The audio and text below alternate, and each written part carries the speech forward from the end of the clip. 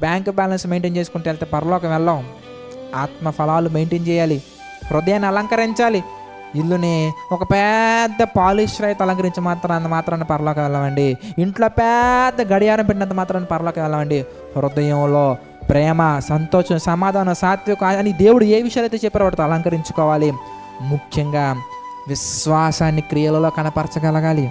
ఏంటి బ్రదర్ ఆ క్రియలు? ఏదైనా కానివ్వండి, వాట్ ఎవర్ ఇట్ ఈస్, బైబిల్లో దేవుడు చెప్పాడా నువ్వు చెయ్యాలి. కొన్ని మాత్రం అనుకూలంగా ఉన్నాయి మాత్రం చేసి ప్రతికూలంగా ఉన్నాయి మాత్రం పక్కన పెట్టి తర్వాత చేద్దాం చూద్దాం అన్నట్టు ఉండకూడదండి. ప్రతి విషయంలో మనం ఉండగలగాలి. ప్రతి విషయంలో కూడా మనం మేలైనదా కాదని చెక్ చేసుకొని, వాక్యానుసారమైనదా కాదని చెక్ చేసుకొని, వాక్యానుసారమైనది అయితే మనం ముందుండాలి. మనమే ముందుండాలి. అందరూ ఉంటే మనం ఉందాం, లేదంటే లేదు కాదు.